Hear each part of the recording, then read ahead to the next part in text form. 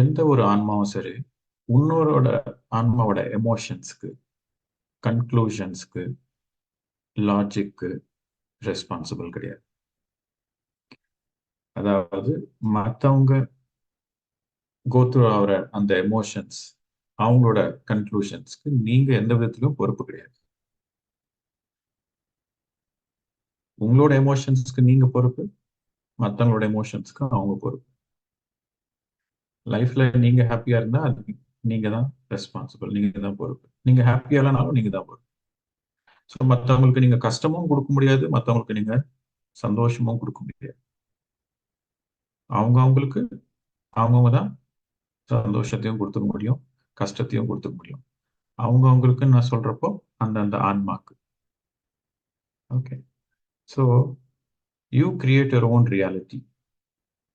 இது சத்தியத்துல பரம சத்தியம். You create your own reality. You அப்படின்னா your soul. Your soul creates its own reality.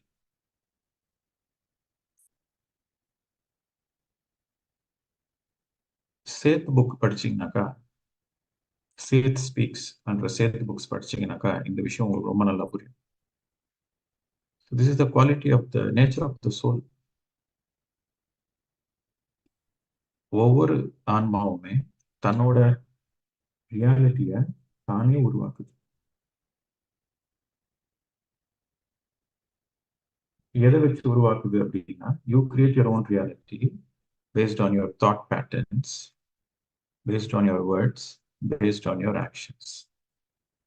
உங்களோட மனதுல உங்களோட சிந்தனைகள், உங்களோட சொல் வார்த்தைகள், உங்களோட செயல்கள், இதை வச்சு உங்களோட ரியாலிட்டியை நீங்க கிரியேட் பண்றீங்க.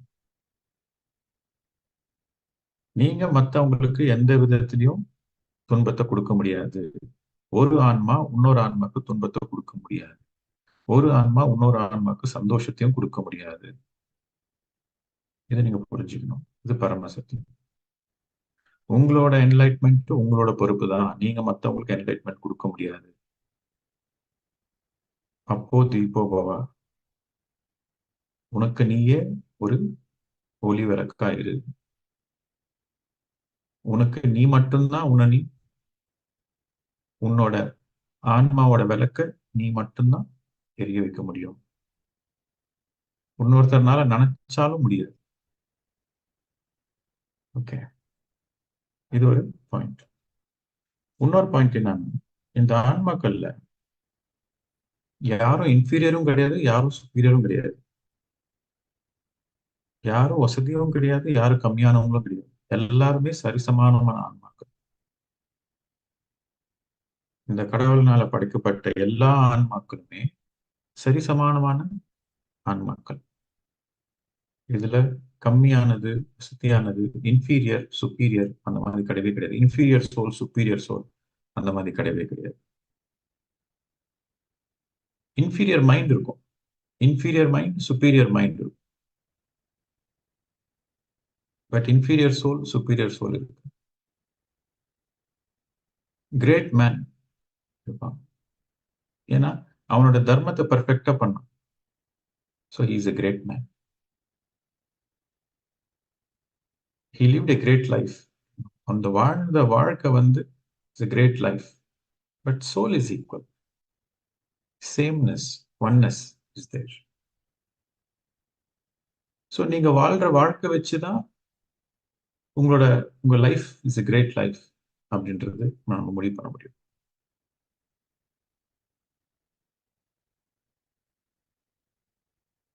புரிஞ்சுக்க வேண்டியது என்னன்னா, குணத்துல இந்த ஆன்மாவோட குணத்துல ஒரு ஆன்மா வந்து வசந்தது, இன்னொரு ஆன்மா கம்மியானதுன்றது இல்லை. இன்னும் முன்ன பின்ன இருக்கும். இன்னைக்கு ராமனா வாழ்றான்னா அவன் நேத்திக்கு ராமன். இன்னைக்கு ராவணனா இருக்கிறான்னா இந்த நாளைக்கு அவன் ராமன். ஆன்மா லெவல்ல ஒண்ணுதான். அனுபவத்துலதான் சீனியர் ஜூனியர். சீனியாரிட்டி இருக்கும். வாழ்க்கையோட அனுபவத்துல சீனியாரிட்டி, சீனியர் ஜூனியர் இருப்பாங்க. ஆனா கம்மி ஜாஸ்தின்னு இருக்க மாட்டாங்க. ஓகே, இது ஒண்ணு புரிஞ்சுக்கணும். இன்னொன்னு, The soul thrives on creativity. Thrives அப்படின்னா blossoms. தமிழ் என்ன சொல்லுவாங்க? thriveன்றது பிரகாசிக்கிறது, வெளிச்சத்துக்கு வருன்றது, ஷைன் ஆகுறது. The soul thrives on creativity. இந்த உலகத்துல இருக்கிற எல்லா படைப்புமே கடவுளால படைக்கப்பட்டது. சில பேர் கடவுள்னு சொல்லுவாங்க, சில பேர் பிரம்மன் அப்படின்வாங்க, சில பேர் ஆல் தட் இஸ் அப்படின்வாங்க, சில பேர் அல்லாஹ் அப்படின்வாங்க, சில பேர் மூல சைத்தன்யம் அப்படின்வாங்க. எல்லாமே ஒண்ணுதான். மூல சைத்தன்யம்னா ஃபண்டமெண்டல் கான்சியஸ்னஸ், ஃபண்டமெண்டல் அவேர்னஸ். சைத்தன்யான்னா கான்சியஸ்னஸ், அவேர்னஸ். மூல அப்படின்னாக்க ஃபண்டமெண்டல். ஸோ இந்த ஃபண்டமெண்டல் கான்சியஸ்னஸ் இந்த மூல சைத்தன்யால இருந்து ரெண்டா பிரியுது. ரெண்டு ஸ்ட்ரீம்ஸ் இருக்கு. ஒன்னு வந்து நேச்சர், பிரகிருதி. இன்னொன்னு வந்து புருஷா. ஒன்னு இயற்கை, செடி கொடி மரம் மலை எல்லாமே இயற்கை. அது ஒண்ணு. அதுவும் அந்த கடவுளோட படைப்பு தான். அதாவது கடவுளோட படைப்புனாக்கா அங்க யாரோ ஒரு ஆள் இருக்காங்க, அவங்க படைச்சாங்கன்னு கிடையாது. அந்த அம்சத்துல இருந்து வந்தது, அந்த கான்சியஸ்னஸ்ல இருந்து உருவானது. காட் கான்சியஸ்னஸ்ல இருந்து உருவானது. அதே மாதிரி ஆன்மாக்கள், சோல்ஸ், நம்ம எல்லாம் கூட கடவுளோட படைப்பு தான், அங்கிருந்து வந்தது தான். ஸோ ஜீசஸ் கிரைஸ்ட கேட்டு ஹூ ஆர் யூ அப்படின்னு கேட்டாக்கா, I am the son of God அப்படின்னு சொல்லி 3 ஸ்டேட்மெண்ட் சொல்வார். ஜீசஸ் நீ யாரு, இவ்வளவு மிரக்கல்ஸ் பண்றிய, நீ யாரு அப்படின்னா, first statement I am the son of God. Second statement you and me are the same. Third statement you can do far greater things then. Okay, son of God. காட்னாக்கா சன்னாக்கா அந்த ஸ்பெக். ஓகே, ஒரு பிம்பம். கடவுள்ன்றது அந்த கான்சியஸ்னஸ், அந்த மூல சைத்தன்யம்ன்றது ஒரு விளக்கன்னா, அதுல இருந்து வந்த ஒரு பிம்பம், அதுல இருந்து வந்த ஒரு பொறி. அதுதான் நம்மளோட அம்சாத்மா அப்படின்னு, இண்டிவிஜுவல் சோல். சோ இந்த மூல சைத்தன்யத்துல இருந்து, அதாவது இந்த காட் கான்சியஸ்னஸ்ல இருந்து ரெண்டா பிரியுது. ஒன்னு நேச்சர், பிரகிருதி. இன்னொன்னு புருஷா, கான்சியஸ்னஸ். இந்த ஆன்மா இது ரெண்டா பிரியுது. ஆனா இது ரெண்டுமே ஒண்ணுதான். இது ரெண்டுன்னு பாக்குறது துவைத்துவம். இல்ல இது ரெண்டுமே ஒண்ணுதான் பாக்குறது அத்வைத்தம்.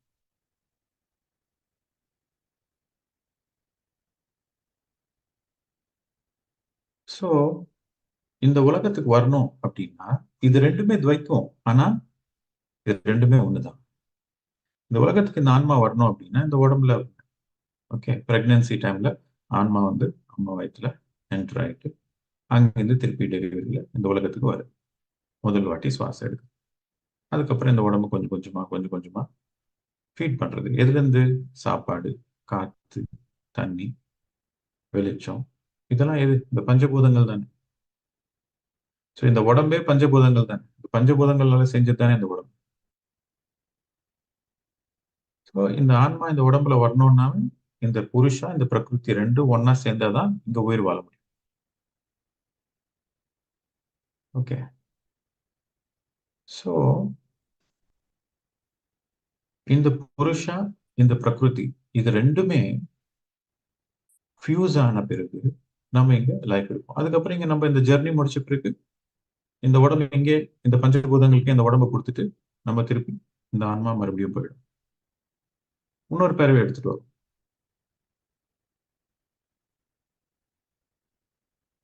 The soul is eternal. அதை நீங்க புரிஞ்சு. The soul is eternal. நேத்துக்கும் நம்ம டிஸ்கஸ் பண்ணோம். ஒரு ஒரு பூர்ணாத்மால இருந்து ஒரு அம்சாத்மா வரும். அதுக்கப்புறம் திருப்பி பூர்ணாத்மான பிறகு அந்த சைக்கிள் கம்ப்ளீட் ஆகும் அப்படின்னு சொல்லிட்டு. சோ கடவுள் படைப்புல எல்லாருமே ஒண்ணுதான். ஒருத்தர் கம்மி ஒருத்தர் ஜாஸ்தின்னு இருக்கவே இருக்காது. கடவுள் படைப்பு எல்லாமே ஒண்ணுதான். எல்லாமே ஒண்ணுதான் அப்படின்றப்போ உங்களுக்கு அங்க ஃப்ரெண்ட்ஷிப் பண்றதுக்கு ஈஸியா இருக்கும். மத்தவங்கள உங்களை நீங்க பார்த்துக்க முடியும்.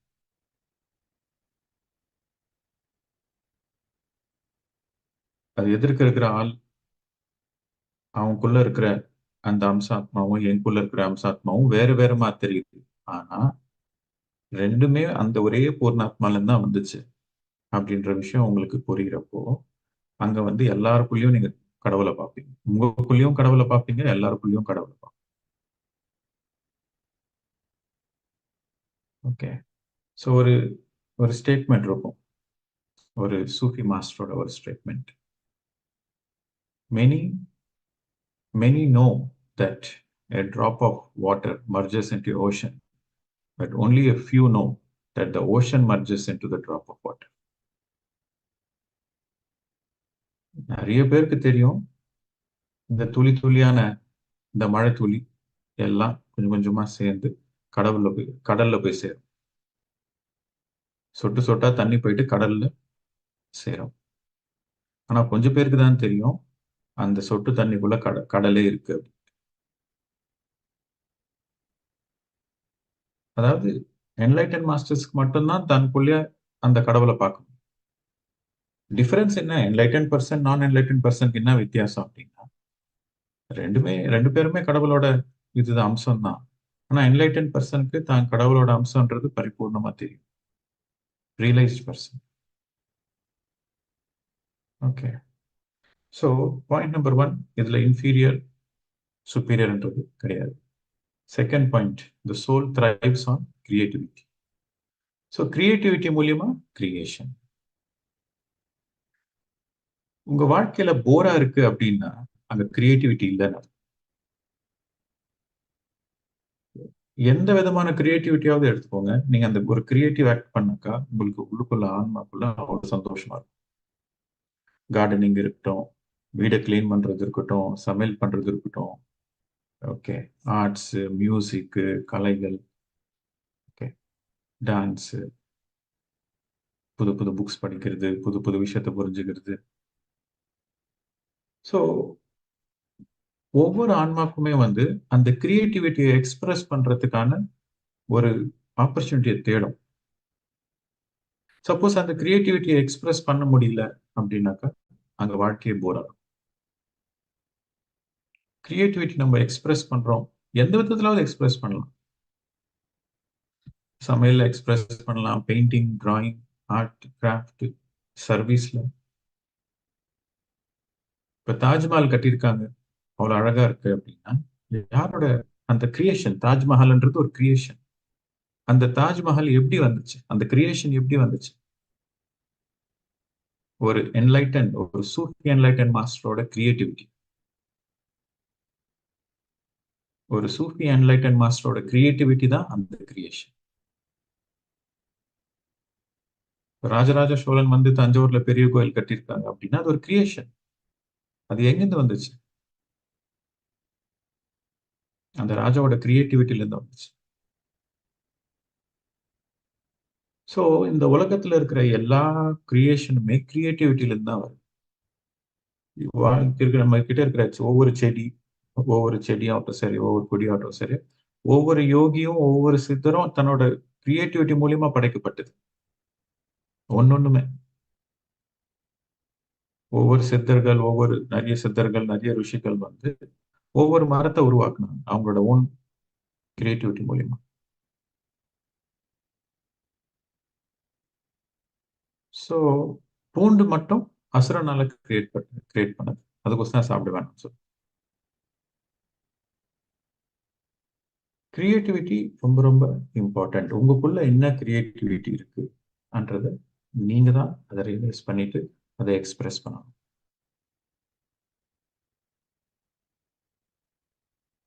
வேலை பண்ணாம சும்மா இருந்தாக்கா அந்த கிரியேட்டிவிட்டி வீணா போயிடும். உங்க ஆன்மாக்குள்ள இருக்கிற கிரியேட்டிவிட்டி வீணா போயிடும். எக்ஸ்பிரஸ் பண்றதுக்கான வாய்ப்பு கிடைக்கும்.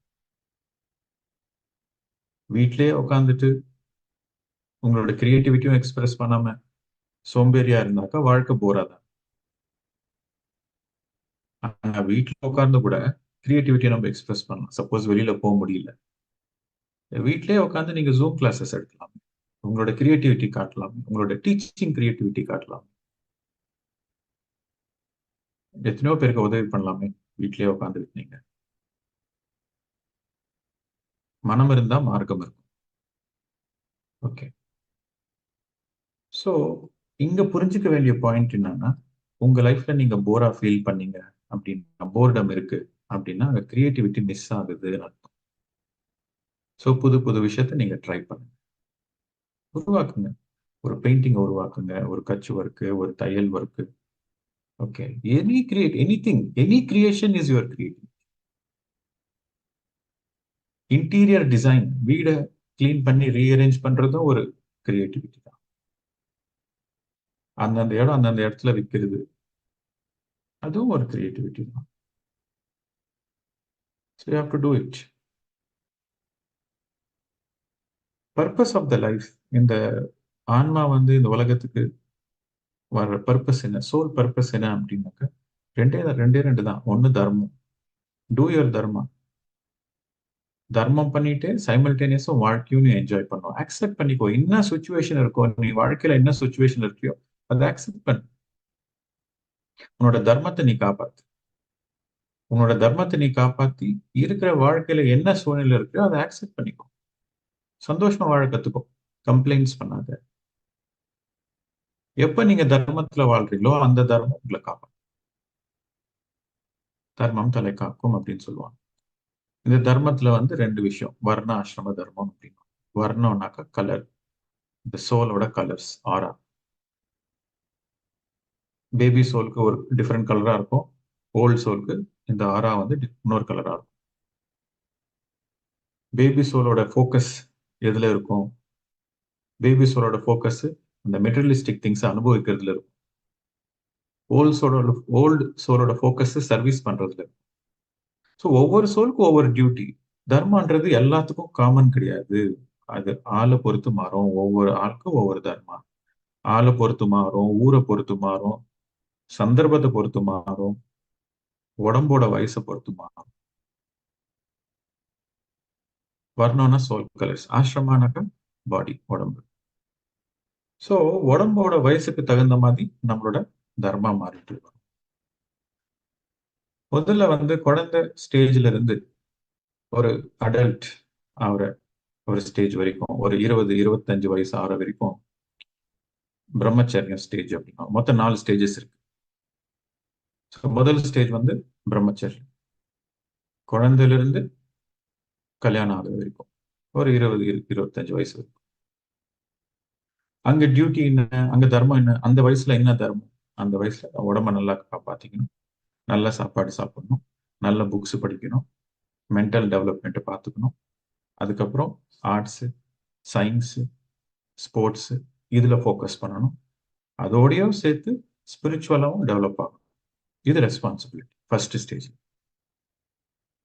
செகண்ட் ஸ்டேஜ்ல வந்து கிரகஸ்த ஆசிரமம் அப்படின்னு சொல்லுவாங்க. கிரகஸ்த ஆசிரமம்னாக்கா கல்யாணம். கல்யாணம் நடந்த பிறகு அப்ப என்ன டியூட்டி? கல்யாணம் நடந்த பிறகு தன்னை பார்த்துக்கிறதோட சேர்த்து தான் குடும்பத்தையும் தன் பசங்களையும் பார்த்துக்கணும். எப்படி பார்த்துக்கணும்? அவங்களோட பிசிக்கல் நீட்ஸ், அவங்களோட மென்டல் நீட்ஸ், அவங்களோட ஸ்பிரிச்சுவல் நீட்ஸை நம்ம பார்த்துக்கணும். அது தர்மம், அது டியூட்டி, கம்பல்சரி செஞ்சே ஆகணும். அதுல சாய்ஸ் கிடையாது. அது செஞ்சாதான் அவங்களுக்கு அந்த சோல் பர்பஸ் இது பண்ற மாதிரி, உங்க அந்த பர்பஸ் ஆஃப் லைஃப் வாழ்ற மாதிரி.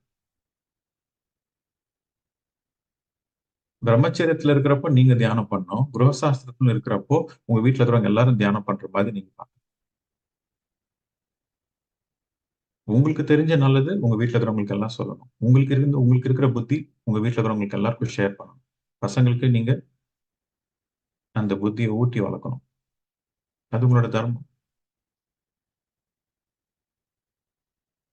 அப்கோர்ஸ் நீங்க தியானம் பண்ணுங்கன்னு சொன்ன பிறகு அவங்க பண்றதுக்கு இன்ட்ரெஸ்ட் இல்லைன்னா அது வேற விஷயம். பட் சொல்ல வேண்டியது உங்களோட கடமை. ஒரு வாட்டி சொல்ல வேண்டியது உங்களோட கடமை. அதுக்கப்புறம் மூணாவது ஸ்டேஜ்ல வந்து வர்ணாசிரம தர்மம். வர்ணாசிரம தர்மம்ல ஃபர்ஸ்ட் ஸ்டேஜ் வந்து பிரம்மச்சரியம், ரெண்டாவது ஸ்டேஜ் வந்து கிரகஸ்தாசிரமம், மூணாவது வந்து வானப்பிரஸ்தம்.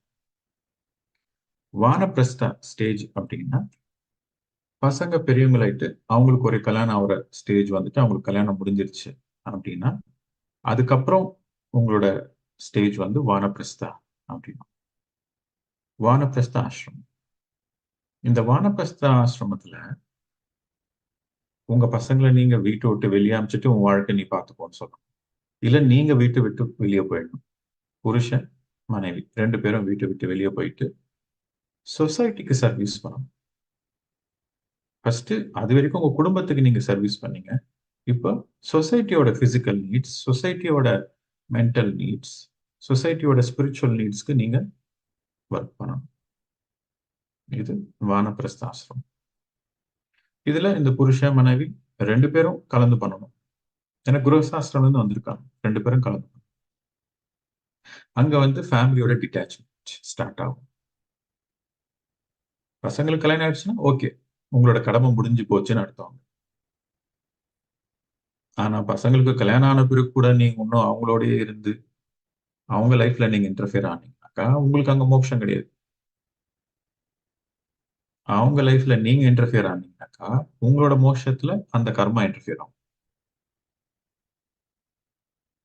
சில பேர் வந்து கல்யாணம் ஆன பிறகு கூட பசங்களை பேர பசங்களெல்லாம் வீட்டிலேயே வச்சுக்கிட்டு எந்த சர்வீஸும் பண்ணாம அவங்களோட லைஃப்ல இன்டர்ஃபியர் பண்ணிட்டு வீட்டுல சண்டை சச்சரவு, நான் சொல்றபடிதான் கேட்கணும், மாமியாரோட அதிகாரம் செல இது பண்ணணும், மருமக வந்து மாமியார் சொல்றபடி கேட்கணும் அப்படின்னாக்கா தென் தட் இஸ் நாட் கரெக்ட்.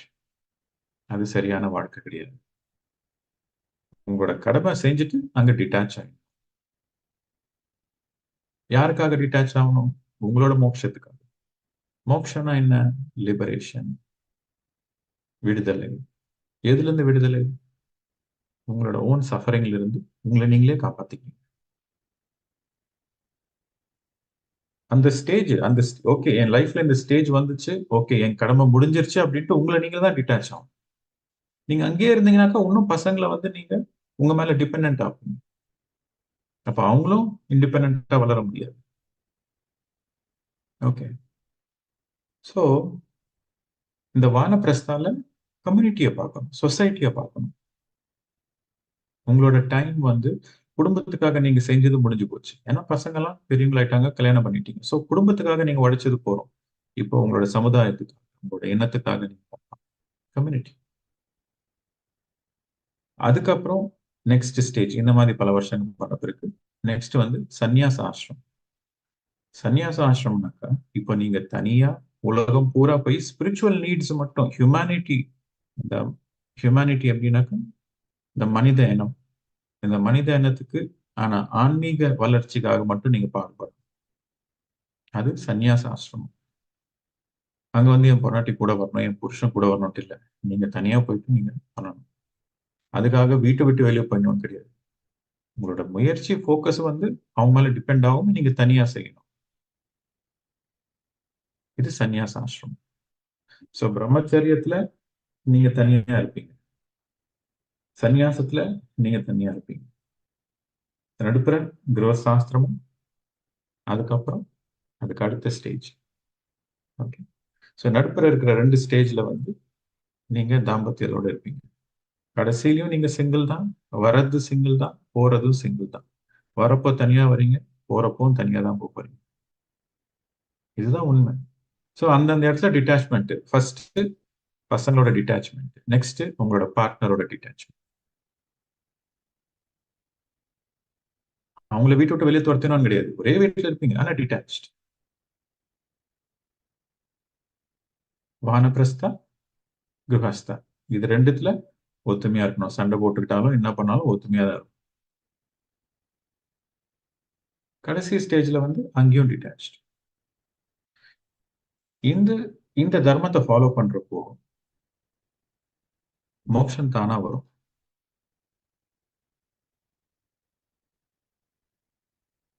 இது நம்ம ஆன்மாவோட குணத்தை நம்ம பார்த்துட்டு இருக்கோம். ஸோ இப்போ அந்த ஸ்டேஜஸ் சொன்னேன். ஆன்மாவோட ஃபர்ஸ்ட் இது முன்னாடி கிளாஸ்ல infant soul, baby soul, young soul, அந்த ஸ்டேஜஸ் சொன்னேன். இப்போ பாடியோட ஸ்டேஜஸ்ல என்ன நம்ம தர்மம் இருக்கணும் அப்படின்ற இதுவும் சொன்னேன்.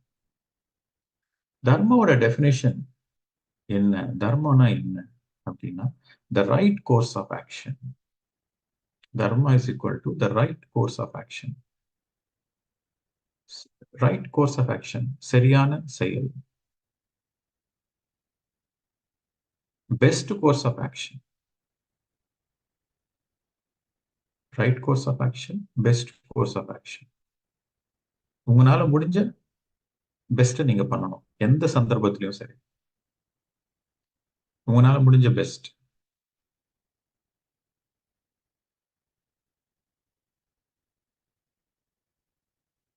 மத்தவங்களோட ஆக்ஷனுக்கு நீங்க ரியாக்ட் பண்ணாம ரெஸ்பாண்ட் பண்ணணும்.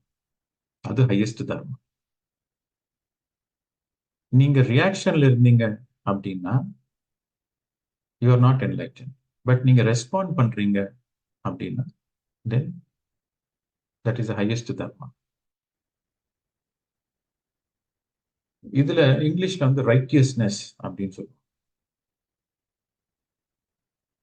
ஜீசஸ் கிரைஸ்டோட ஸ்டேட்மெண்ட் என்னன்னா, seek ye the kingdom of God and his righteousness, then all else will be added unto it. Seek ye the kingdom of God, the kingdom of God is within. அப்படின்னா நீ தியானம் பண்ணு. Jesus கிரைஸ்டோட formula என்ன? நீ முதல்ல தியானம் பண்ணு. நீ முதல்ல தியானம் பண்ணு. அதுக்கப்புறம் ரைட்டியஸ்னஸ், உன்னோட தர்மாவை பண்ணு. தியானம் பண்ணு, தர்மா பண்ணு. அதுக்கப்புறம் உன் வாழ்க்கையில என்ன வேணுமோ அதுவா தேடி உன்கிட்ட வரும். உனக்கு என்ன வேணுமோ அது தேடி உன்கிட்ட வரும். உனக்கு பொருள் வேணுமா அது உன்னை தேடி வரும். முக்தி மோட்சம் வேணுமா அதுவே உன்னை தேடி வரும். இதேதான் அவையாரும் சொல்லியிருப்பார். தியானமும் தானமும் இருந்தா ஸ்வர்க்கவாசலே திறந்து காத்திருக்கும் உங்களுக்காக. சோ 2 தான் நீங்க போக்கஸ் பண்ணணும். தியானம், அதுக்கப்புறம் உங்களோட தர்மம்.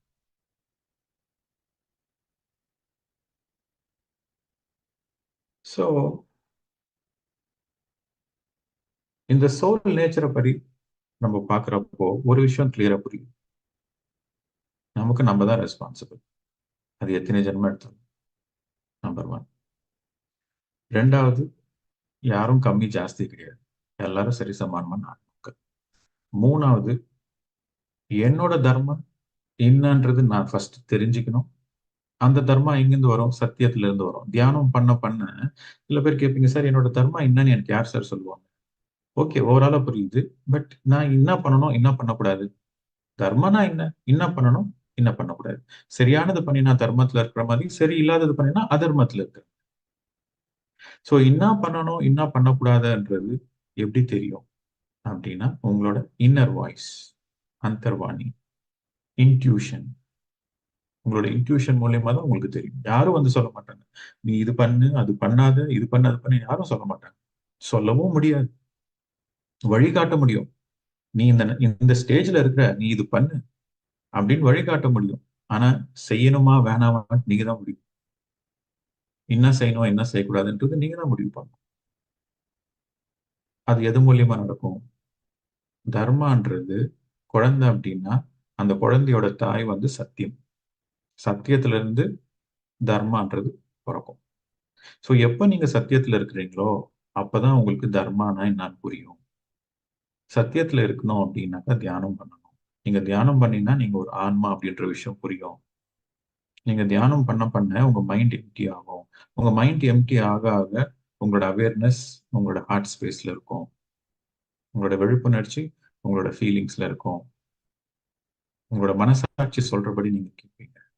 மைண்ட் அஜிடேட்டடா இருந்தாக்கா மனசாட்சி சொல்றது கேட்காது. மனசாட்சி சொல்லிட்டே இருக்கும், நீ இது பண்ணாத, இது தப்பு, இது பண்ணாத, இது செய், இது ரைட் பண்ணிட்டு ஒருத்தருமே மனசாட்சி சொல்லிட்டே இருக்கும். சின்ன வயசுல இருந்து சொல்லிட்டே இருக்கும். ஆனா அது சரியா கேட்கணும் அப்படின்னாக்கா தியானம் பண்ணணும். சோ தியானம் பண்ணாக்கா அங்க ஃபைன் டியூனிங் வரும். இந்த நொடிக்கு நான் என்ன பண்ணணும், என்ன பண்ணக்கூடாது, அடுத்த 24 மணி நேரத்துல நான் என்ன பண்ணணும், அடுத்த இந்த மொத்தம் லைஃப் டைம்க்கு என்ன பண்ணணும், இது எல்லாமே தர்மா கீழ தான் வரும். சோ ஒவ்வொரு நொடியுமே உங்களோட மனசாட்சி சொல்றபடிதான் நீங்க கேட்கணும். அந்த மனசாட்சி பியூரா எப்போ இருக்கும் அப்படின்னாக்கா, எந்த ஒரு கல்மஷம் இல்லாம கரெக்ட் மெசேஜஸ் அந்த உங்களோட இன்னர் வாய்ஸ் எப்படி கொடுக்கும்னாக்கா, மெடிடேஷன் பண்ண பண்ண உங்களுக்கு தானா அந்த கரெக்ட் மெசேஜ் வரும். யார் மேலே டிபெண்ட் ஆகும். யாரும் உங்களுக்கு சொல்லவும் முடியாது. அது உள்ள தான் வரணும். எப்ப நீங்க இந்த தர்மாவை ஃபாலோ பண்றீங்களோ அப்போ உங்களுக்கு மோக்ஷம், ஸ்வர்கவாசல், லிபரேஷன், ஃப்ரீடம் இதெல்லாம் இருக்கும். ஃப்ரெண்ட்ஷிப் இஸ் த நேத்து நேத்து பேசணும் ஃப்ரெண்ட்ஷிப் பத்தி. Friendship is the highest spiritual quality அப்படின்னு. மற்றவங்க கிட்ட இருக்கிற சின்ன சின்ன சின்ன நல்ல விஷயங்க நம்ம பார்க்கணும். சின்ன சின்ன நல்ல விஷயங்க பார்த்து அதை பாராட்டி அதை பேசணும் நம்ம. சில பேரு குடும்பத்துல வந்து நல்ல விஷயங்க மனசுல வச்சுப்பாங்க, வெளியே பேச மாட்டாங்க. இப்ப எங்கிருந்து தெரியும் மத்தவங்களுக்கு? அது கேட்டா அது ஆனா புரிஞ்சுக்கணும். அதெல்லாம் கூட சொல்லிட்டு இருப்பாங்க அப்படின்னு. ஆமா சொல்லணும் நீங்க. That is called acknowledgement. You have to speak. வாயை திறந்து சொல்லணும். கடவுள் வாயை கொடுத்திருக்கிறது நல்ல வார்த்தைங்க பேசுறதுக்கு, மத்தவங்க கிட்ட இருக்கிற நல்ல குணத்தை வந்து பாராட்டுறதுக்கு. நல்ல குணத்தை பாராட்ட மாட்டாங்கன்னா குறைங்களை மட்டும் சொல்லி சொல்லி காட்டுவாங்க. அங்க எங்க இருக்கும் அன்பு? சண்டை சச்சரவு தான் இருக்கும்.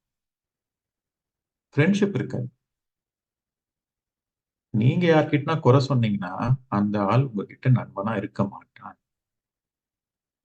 நீங்க எப்ப நல்ல விஷயத்த பாராட்டுறீங்களோ அப்போ தானா எல்லாரும் உங்களுக்கு நண்பர்களா வருவாங்க.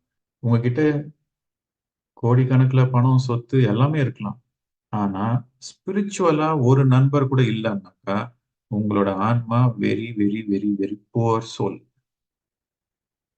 ஸ்பிரிச்சுவலா ஒரே ஒரு நண்பர் கூட இல்லைன்னாக்கா you are a very very poor soul. ஒவ்வொரு நியூ ஃப்ரெண்ட்ஷிப்க்கு நீங்க ஓப்பன் மைண்டடா இருக்கிறீங்க. New friendship, positive friendship, spiritual ஃப்ரெண்ட்ஷிப்க்கு நீங்க ஓப்பன் மைண்டடா இருக்கிறீங்க அப்படின்னாக்கா you are spiritually open minded, you are enlighten. மற்றவங்க கிட்ட குறை கண்டுபிடிக்கிறதை விட்டுட்டு மற்றவங்க கிட்ட எப்பவுமே நீங்க நல்லது மட்டும் பார்த்து நல்லது மட்டுமே பேசுனீங்கன்னாக்கா everybody wants to be your friend. So இந்த சோல் ஃப்ரெண்ட்ஷிப்ஸ் பார்த்தீங்கன்னாக்கா அதர் டைமென்ஷன்ஸ்ல ஹையர் வேர்ல்ட்ஸ்ல இருந்தானே இந்த ஆன்மா வந்திருக்கு. இந்த ஹையர் டைமென்ஷன்ஸ்ல அந்தந்த ஃப்ரீக்வன்சில இருக்கிறவங்க அந்தந்த ஃப்ரீக்வன்சில இருப்பாங்க, அந்தந்த உலகத்துல இருப்பாங்க. இங்க வந்து ஃப்ரெண்ட்ஷிப் பண்ணீங்கன்னா ஃபியூச்சர் லைஃப் டைம்ஸ்ல நீங்க கலந்து பெரிய பெரிய ப்ராஜெக்ட்ஸ் அதர் டைமென்ஷன்ஸ்ல பண்ணுவீங்க. ஸோ எப்போ ரெண்டு ஆன்மாக்குள்ள ஒரு ஃப்ரெண்ட்ஷிப் இருக்கோ அவங்க மறுபிறவி எடுக்கிறப்போ ரெண்டு பேரும் கலந்து பெரிய விஷயங்கள் பண்ணுவாங்க, நிறைய சர்வீஸ் பண்ணுவாங்க. Great work they will do. Soul friendship, இந்த நட்புன்றது நீங்க போறப்போ பணத்தை, பணம், சொத்து எதுவுமே கொண்டு போக முடியாது. பேரு, புகழ் எதுவுமே கொண்டு போக முடியாது. ஆனா ரெண்டு விஷயத்த கொண்டு போகலாம். ஒண்ணு உங்களோட அனுபவம், ரெண்டாவது உங்களோட நட்பு. உங்களோட அனுபவத்தையும் உங்களோட நட்பையும் நீங்க கொண்டு போகலாம். எந்த லோகத்துக்கு போனாலும் கொண்டு போகலாம். So friendship is very important. Friendship is the highest spiritual quality. அதை நீங்க புரிஞ்சுக்கணும். ஓகே, அனைவருக்கும் நன்றி, வணக்கம். தேங்க்யூ.